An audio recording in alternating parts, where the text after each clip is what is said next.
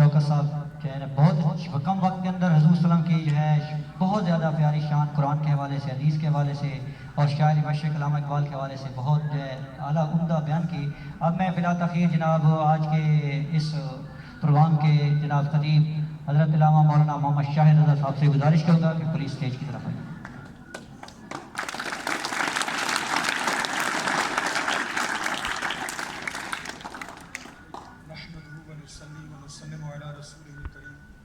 اما بعد فاعوذ باللہ من الشیطان الرجیم بسم اللہ الرحمن الرحیم قل بفضل اللہ وبرحمتہ فبذلک فلیفرحوا هو خیر مما یجمعون صدق اللہ مولانا العظیم ان اللہ وملائکتہ یصلون علی النبی یا ایھا الذین آمنوا صلوا علیہ وسلموا تسلیما۔ درود پاک باور ہونا پڑھیں۔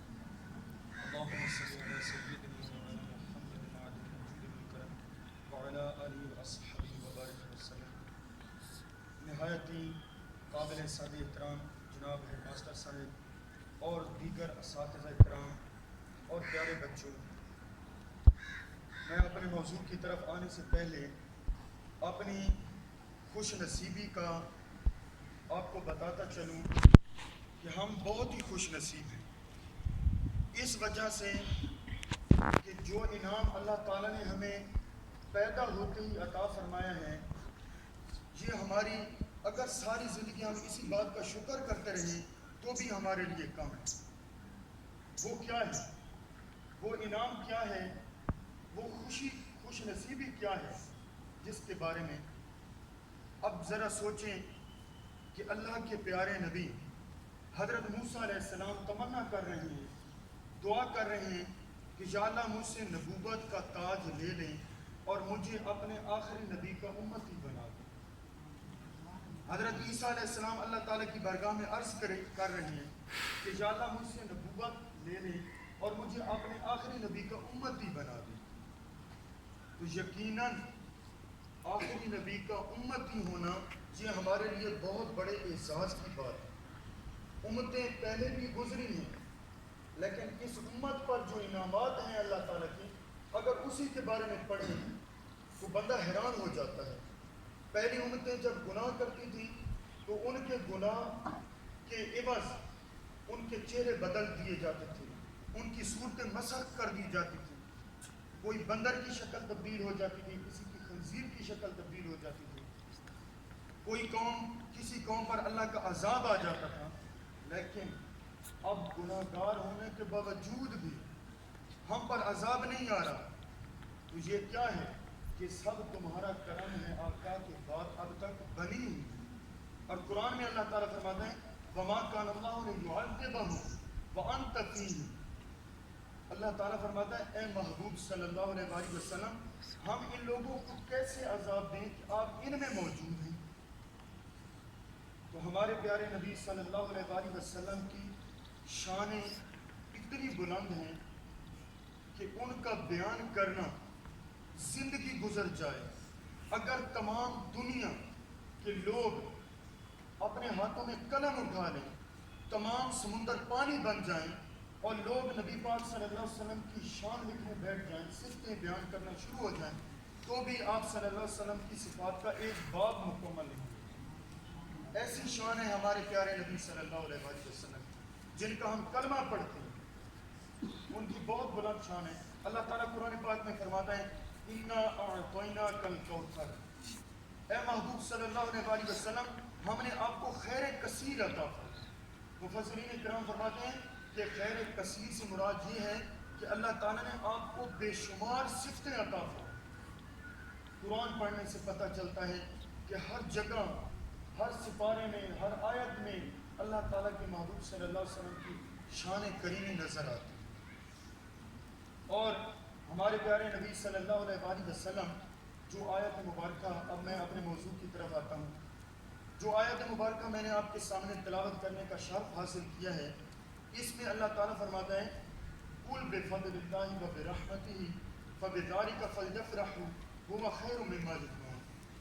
اللہ تعالیٰ فرماتا ہے اے میرے پیارے نبی صلی اللہ علیہ وسلم فرما دیجئے، جب تم پر اللہ تعالیٰ کا فضل ہو، اللہ تعالیٰ کی رحمت ہو، تو اللہ کے فضل اور اللہ अल्लाह ताला की रहमत मिलने की वजह से फलयफरहू खुशी मनाया करो और ये तुम्हारे लिए बेहतर है जो तुम जमा करते हो।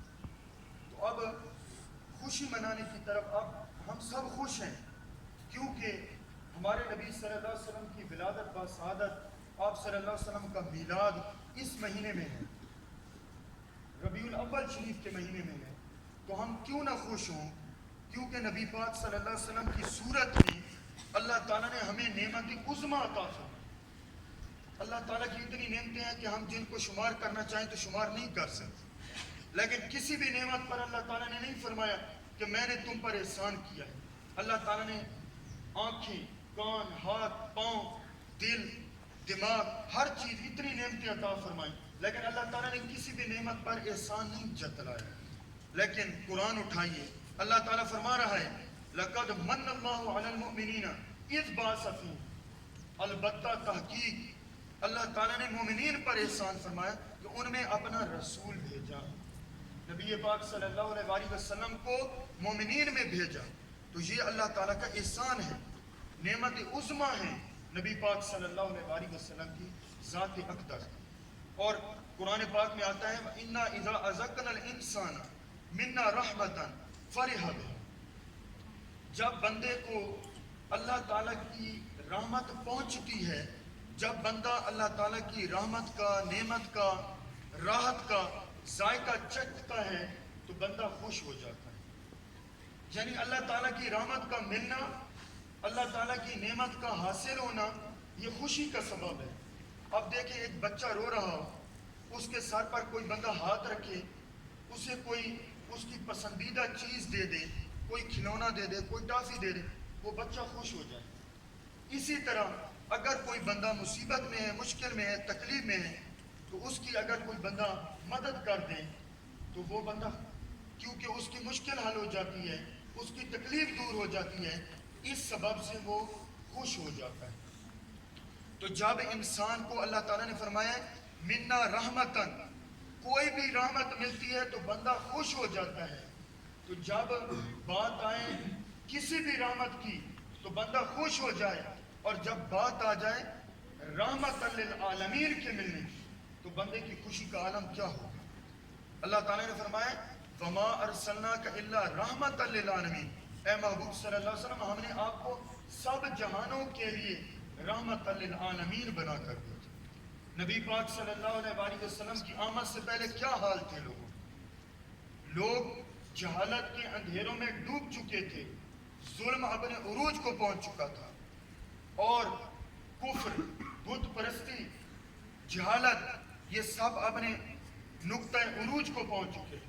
लेकिन हमारे प्यारे नबी सल्लल्लाहु अलैहि वसल्लम जब इस दुनिया में तशरीफ लाए तो आपने दुनिया की तकदीर बदल कर रख दी, और अपने रहमतल लिल आलमीन होने की वजह से नबी पाक सल्लल्लाहु अलैहि वसल्लम ने एक ऐसा निज़ाम मुतारिफ करवाया जिस निज़ाम की बदौलत वो लोग जो अपनी बच्चियों को जिंदा दरगोर कर देते थे वो अपनी बच्चियों से मोहब्बत करने वाले बने। वो लोग जिनकी लड़ाइयाँ मामूली सी बात पर 120 साल तक चलती थी, वो लोग आपस में भाई भाई बन गए।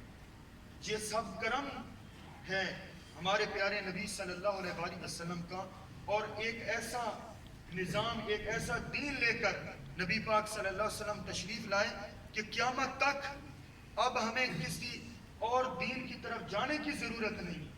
हमारे हर मसले का हल इसी दीन में, क़यामत तक हमारे लिए हिदायत किताब मुबीन है, कुरान करीम है, ये हमारी हिदायत का सरचश्मा है। और देखें हर दौर में, हर वक्त गुजरने में खुशी का तरीका जो है वो तब्दील होता रहा है, लेकिन असल रूह जो थी खुशी की वो एक ही है।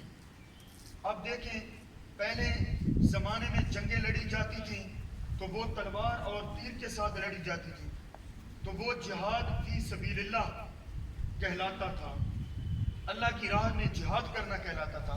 तो अब ज़माना बदल गया है, अब तलवारें ख़त्म हो गई हैं, तीर ख़त्म हो गए हैं, तो अब टैंक हैं, मिसाइल हैं। तो इनके साथ जो जंग मुसलमान लड़ेंगे तो उसके बारे में भी جہاد کا حکم دیا جائے۔ جب پہلے دور میں بچہ پیدا ہوتا تھا تو گڑ تقسیم کیا جاتا تھا، گڑ بانٹا جاتا تھا۔ پھر زمانہ تبدیل ہوا، کپاسے تقسیم کیے جاتے تھے، اور پھر اب زمانہ اور تبدیل ہو گیا ہے۔ وقت کے تقاضے بدلتے رہتے ہیں، لیکن خوشی کی اصل روح جو ہے نا وہی بات۔ تو اب جو ہے مٹھائیاں تقسیم ہوتی ہیں اور گھر کو سجایا جاتا ہے، برتھ ڈے کیک کاٹے جاتے ہیں، لیکن اصل مقصد جو ہوتا ہے نا وہ اپنے بچے کی ولادت کی خوشی منانا۔ اسی طرح پہلے زمانے میں جب بچہ پیدا ہوتا تھا تو گھر پر کے دروازے پر پتوں کی لڑی لگا دی جاتی تھی کہ اس گھر میں بچہ پیدا ہوا ہے، گھر والوں کو بہت خوشی نصیب ہوئی۔ تو اب دیکھیں جب وقت بدل رہا ہے تو اسی طرح ہر نظام بھی بدل رہا ہے۔ وقت کے ساتھ ساتھ چیزیں بدلتی ہیں، لیکن اصل روح جو ہے نا وہی ہے۔ اب کے زمانے میں جتنی خوشی میں اضافہ ہو رہا ہے، جتنی محافل میں زیادتی ہو رہی ہے، تو یہ بھی نبی پاک صلی اللہ علیہ وسلم کی اصل روح جو ہے نا وہ محبت ہے، محبت رسول ہے۔ ایک دفعہ نبی پاک صلی اللہ علیہ وسلم نے پہلا اعلان جب فرمایا، اعلان نبوت کے بعد اللہ تعالیٰ نے حکم دیا وَأَنذِرْ عَشِيرَتَكَ الْأَقْرَبِينَ، اے محبوب صلی اللہ علیہ وسلم اپنے رشتہ داروں کو اکٹھا کرو اور دین کی تبلیغ کرو۔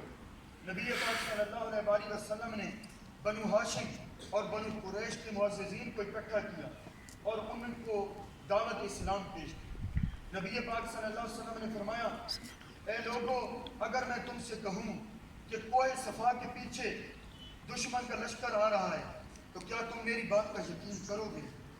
تو تمام نے یک زبان ہو کر عرض کیا کہ ہم نے آپ کے شب و روز دیکھے ہیں، ہم نے آپ کو صادق اور امین پایا ہے، اس لیے اگر ہم اس لشکر کو نہ بھی دیکھ رہے ہوں تو آپ کی بات کا ہم یقین کرتے ہوئے یہ کہیں گے کہ آپ بالکل سچ کہہ رہے ہیں، پہاڑ کے پیچھے سے دشمن کا لشکر آ رہا ہے۔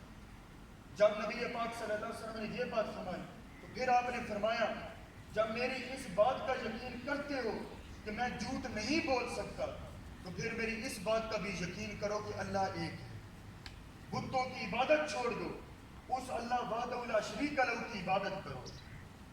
تو پھر اس پر باقی لوگ خاموش رہے، لیکن ابو لہب، آپ کو پتہ ہے قرآن پاک نے نبی پاک صلی اللہ علیہ وسلم اور اسلام کے دشمنوں میں سے کسی کا نام لے کر نہیں پکارا، لیکن اسلام کا جو دشمن ابو لہب اس کو قرآن نے اس کی مذمت جو ہے نام لے کر کی ہے۔ ابو لہب نے کیا کیا؟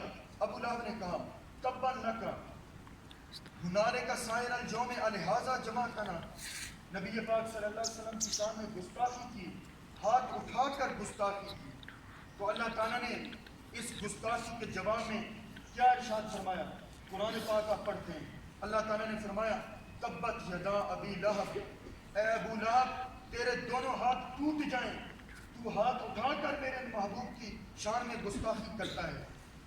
اور یہی ابو لہب، اس نے نبی پاک صلی اللہ علیہ وسلم کی ولادت میں یہ نہیں سمجھ کر خوشی کی کہ یہ اللہ کے نبی ہیں، بلکہ جب نبی پاک صلی اللہ علیہ وسلم کی ولادت ہوئی تو اس نے یہ سمجھ کر اس کی لونڈی سویبہ، اس نے آ کر خبر دی کہ تیرے گھر ابو لہب بھتیجا پیدا ہوا ہے، تیرے بھائی کے گھر بیٹا پیدا ہوا ہے۔ تو اس نے انگلی کا اشارہ کر کے اسے آزاد کر دیا، اپنی غلامہ کو آزاد کر دیا۔ تو جب یہ اسلام کا بدترین دشمن، اس نے اسلام نہیں قبول کیا، مر گیا، حالانکہ کفر میں مرا۔ حضرت عباس نے، یہ امام بخاری اس حدیث کو روایت فرماتے ہیں، امام بخاری فرماتے ہیں کہ ابو لہب کو حضرت عباس نے خواب میں دیکھا، خواب میں دیکھ کر پوچھا، اے ابو لہب ما فعل اللہ بک، بتا تیرے ساتھ اللہ تعالیٰ نے کیا معاملہ کیا؟ اس نے کہا کہ میں نے نبی صلی اللہ علیہ وسلم کی نافرمانی کر کے میں بہت عذاب میں مبتلا ہوں، کوئی دن ایسا نہیں گزرتا جس پر میرا عذاب کم کیا جائے سوائے سوموار والے دن۔ سوموار والے دن میرے عذاب میں تخفیف ہوتی ہے اور میری اس انگلی سے پانی کا چشمہ جاری ہوتا ہے، مجھے وہ پی کر سکون محسوس ہوتا ہے۔ تو اس حدیث کی تفسیر میں شارح امام مسلم، شارح صحیح مسلم امام نووی رحمۃ اللہ تعالیٰ علیہ، آپ کے استاد ابو شامہ فرماتے ہیں کہ دیکھیں جب اللہ تعالیٰ کے نبی صلی اللہ علیہ وسلم کی ولادت کی خوشی مناتے ہوئے آپ کے دین کے دشمن ابو لہب پر بھی عذاب کی تخفیف ہوتی ہے، اس کو بھی رحمت کا حصہ ملتا ہے، تو جو مسلمان اللہ کے نبی صلی اللہ علیہ وسلم کو اپنا نبی مان کر اور محبت کے ساتھ نبی پاک صلی اللہ علیہ وسلم کی ولادت کی خوشی منائے گا، اس کا کیا دے، اس کو کتنا ثواب ملے گا، اس پر اللہ تعالیٰ کی کتنی رحمتیں۔ اور خوشی منانے کا ہر کسی کا انداز ہے۔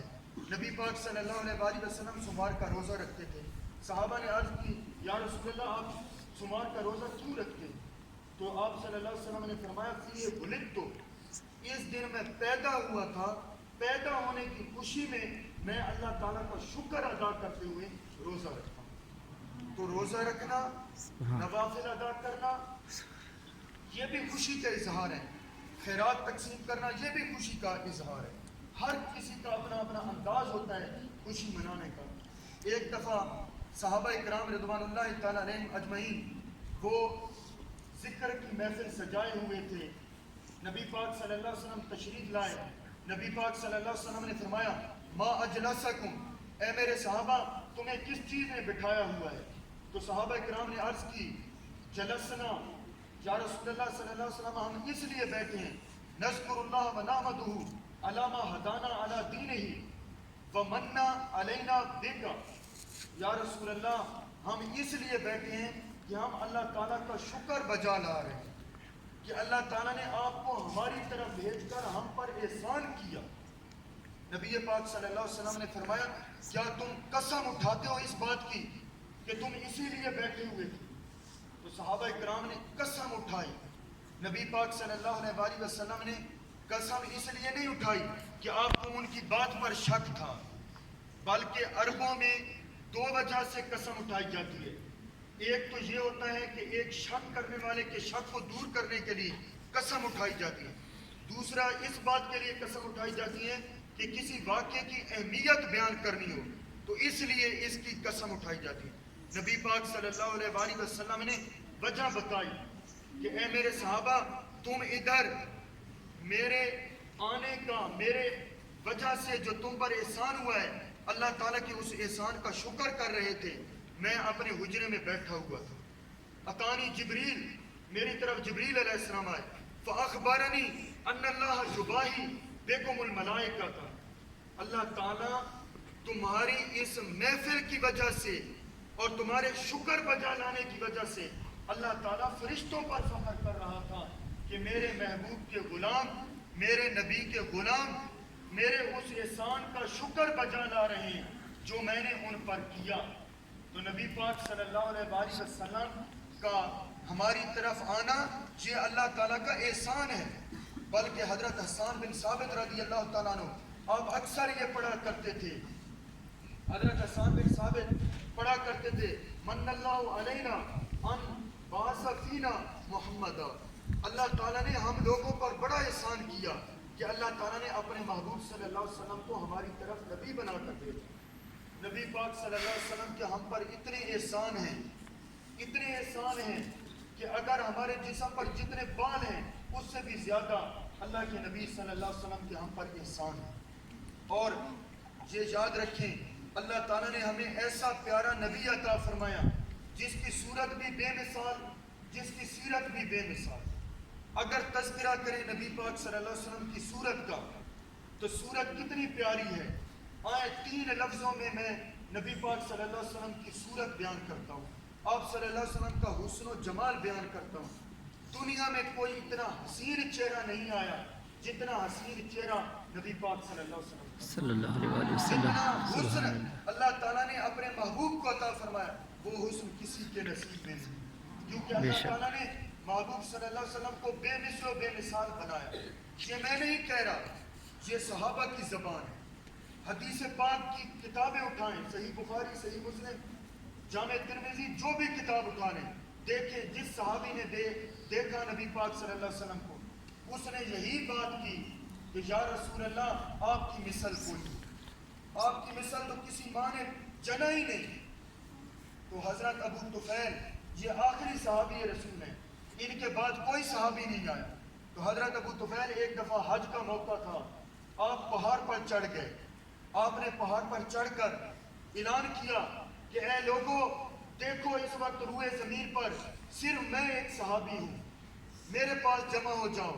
میں وہ ہوں جس نے نبی پاک صلی اللہ علیہ وسلم کو حالت ایمان میں دیکھا. تو جب لوگ جمع ہو گئے, لوگ اکٹھے ہو گئے, تو لوگوں نے عرض کی اے صحابی رسول ابو طفیل صف لنا رسول اللہ صلی اللہ علیہ وسلم, ہمارے سامنے رسول پاک صلی اللہ علیہ وسلم کی صفتیں بیان کریں, ہمارے سامنے رسول پاک صلی اللہ علیہ وسلم کی تعریف بیان کریں. یہ حلیہ, یہ آپ صلی اللہ علیہ وسلم کا جمال آپ بھی یاد کر لیں. 3 لفظوں میں حضرت ابو طفیل نے نبی پاک صلی اللہ علیہ وسلم کے حسن کو بیان کیا. فرمایا کان رسول اللہ صلی اللہ علیہ وسلم ابشدہ ملیحا مقصدا. نبی پاک صلی اللہ علیہ وسلم, ابشدہ کا مطلب ہوتا ہے سب سے زیادہ سفید, سب سے زیادہ گورے رنگ والے, سب سے زیادہ نورانی رنگ والے. حضرت ابو طفیل نے فرمایا یہ حدیث آپ سب یاد کر لیں. کان رسول اللہ صلی اللہ علیہ وسلم ابشدہ ملیحا مقصدا, تھوڑی سی حدیث ہے. تو آپ نے فرمایا کہ نبی پاک صلی اللہ علیہ وسلم سے رنگ میں سفید دنیا میں کوئی نہیں, رنگ سے گورا کوئی دنیا میں نہیں. پھر فرمایا ملیحا, نبی پاک صلی اللہ علیہ وسلم کو اللہ تعالیٰ نے حسن ملیح عطا فرمایا. حسن ملیح کا مطلب کیا ہے؟ جس کو دیکھتے ہوئے آنکھیں سیر نہ ہوں, اس حسن کو کہتے ہیں حسن ملیح. جس کو دیکھتے ہی رہیں, بس یہ تمنا ہو کہ جب ایک دفعہ نظر پڑے تو پھر نظر ہٹے نہیں, اس حسن کو کہتے ہیں حسن ملیح. اللہ تعالیٰ نے اپنے محبوب صلی اللہ علیہ وسلم کو حسن ملیح عطا فرمایا, جو ایک بار دیکھتا بس دیکھتا ہی رہ جاتا. اور پھر فرمایا مقصدا, نبی پاک صلی اللہ علیہ وسلم بالکل میانہ رو تھے, یعنی آپ صلی اللہ علیہ وسلم نہ زیادہ اونچے قد کے تھے نہ زیادہ پست قد کے تھے. آپ صلی اللہ علیہ وسلم کی ہر چیز جسم مبارک کی, نہ پیٹ بڑا ہوا تھا نہ سینہ بڑا ہوا تھا. سما صدر والبطن, نبی پاک صلی اللہ علیہ وسلم کا سینہ اور صدر یہ بھی برابر تھے. تو نبی پاک صلی اللہ علیہ وسلم کا یہ جمال ہے, یہ حسن ہے. اور پھر نبی پاک صلی اللہ علیہ وسلم آپ کی تعریف کیا ہے؟ کیا ہم نبی پاک صلی اللہ علیہ وسلم کی تعریف بیان کر سکتے ہیں؟ لا یمکن حق ثنائہ, نبی پاک صلی اللہ علیہ وسلم کی تعریف کا کما حق کو ہم بیان کر ہی نہیں سکتے. اسی لیے حضرت شیخ سعدی رحمۃ اللہ تعالیٰ فرماتے ہیں 1000 بار بشوجم دہان بمشک و گلاب نوز نام تو گفتن بے ادبیس. آپ فرماتے ہیں کہ اگر میں اپنے منہ کو 1000 دفعہ کستوری سے بھی دھو لوں تو یا رسول اللہ پھر بھی آپ کا نام لینا میرے منہ میں بے ادبی. پھر آپ فرماتے ہیں زبان تا بود در کہاں جائے گی ثنائے محمد بود دل پذیر. آپ دعا مانگتے ہیں کہ یا اللہ جب تک میرے منہ میں زبان رہے تیرے محبوب کی تعریف کرے. تو یہ نبی پاک صلی اللہ علیہ وسلم کی صورت اور نبی پاک صلی اللہ علیہ وسلم کی سیرت طیبہ کہ کس طرح اپنے زندگی کو گزارا. کوئی بھی سچا عاشق رسول نہیں ہے جو محبت کے تقاضے نہیں پورا کرتا. محبت کا تقاضا یہ بھی ہے کہ نبی پاک صلی اللہ علیہ وسلم نے ما آتاکم الرسول فخذوہ, محبت کے 6 تقاضے ہیں لیکن صرف میں ایک تقاضا آپ کے سامنے بیان کرتا ہوں. ایک تقاضا کیا ہے؟ ما آتاکم الرسول فخذوہ وما نہاکم عنہ فانتہوا, جو کچھ تمہیں رسول پاک صلی اللہ علیہ وسلم نے فرمایا اس پر عمل کرو, جس سے منع کیا اس سے رہ کرو. اب محبت کا یہ تقاضا ہے, جو نماز نہیں پڑھتے, جو روزہ نہیں رکھتے, جو سچ نہیں بولتے, جو جھوٹ بولتے ہیں, جو چوریاں کرتے ہیں, اب وہ دیکھیں کہ اللہ کے محبوب صلی اللہ علیہ وسلم نے تو ان چیزوں سے منع کیا ہے. اللہ کے محبوب نے حکم دیا ہے کہ نماز پڑھا کرو اور سچ بولا کرو, کبھی جھوٹ نہ بولا کرو. جب تم کرتے اللہ کے محبوب سے محبت ہو, اللہ کے محبوب کی ولادت کی میلاد کی خوشیاں مناتے ہو, لیکن تمہارا عمل جو ہے وہ تمہاری محبت پر صادق نہیں آتا, تو پھر تم کہاں کے محبت کرنے والے ہو؟ جس محبوب کی محبت کی بات کرتے ہو کہ جان بھی اس محبوب پہ قربان ہے, لیکن 5 وقت کی نماز نہیں پڑھتے, جھوٹ بولتے ہو, اس محبوب نے تو ان چیزوں سے منع فرمایا. اور فرمایا ہے الصلاۃ قرۃ عینی، نماز میری آنکھوں کی ٹھنڈک ہے۔ تو جس محبوب کی نماز آنکھوں کی ٹھنڈک ہے تو اس محبوب کی محبت کا آپ کا دعویٰ سچا ہوگا اگر آپ نماز نہیں پڑھیں گے؟ کبھی نہیں۔ تو آج سے یہ تحیہ کر لیں اور ہاتھ اٹھا کے وعدہ کریں کہ انشاءاللہ نماز قضا نہیں ہوگی۔ سب لوگ انشاءاللہ نماز قضا نہیں ہوگی، وعدہ کرتے ہیں 5 وقت کی نماز قضا نہیں ہوگی، چاہے جو کچھ بھی ہو جائے انشاءاللہ نماز قضا نہیں ہوگی۔ جھوٹ بھی نہیں بولیں گے، ہمیشہ سچ بولیں گے، ٹھیک ہے؟ اللہ تعالیٰ آپ کو اس پر استقامت نصیب کرے اور ہم سب کو اللہ تعالیٰ اپنے محبوب صلی اللہ علیہ وسلم کی سچی محبت نصیب کریں، کیونکہ اس محبت کے بغیر ایمان نامکمل ہے۔ اگر کوئی بندہ، آپ صلی اللہ علیہ وسلم نے فرمایا لا یؤمن احدکم حتی اکون احب الیہ من والدہ وولدہ والناس اجمعین، تمہارا ایمان اس وقت تک مکمل نہیں جب تک تم اپنے والدین سے، اپنے اولاد سے اور دنیا کے تمام لوگوں سے بڑھ کر مجھ سے محبت نہ کرو۔ تو سب سے ایمان کی شرط اول ہے محبت کی، محمد سے وفا تو نے تو ہم تیرے ہیں، یہ جہاں چیز ہے کیا لوح و قلم تیرے ہیں۔ وآخر دعوانا ماشاءاللہ بہت ہی زبردست، اور وقت کے اندر بہت مفصل بیان کر گئے جناب شاہ رضا صاحب، اور اس تقریر کا لب لباب یہی ہے کہ غلامی رسول میں موت بھی قبول ہے۔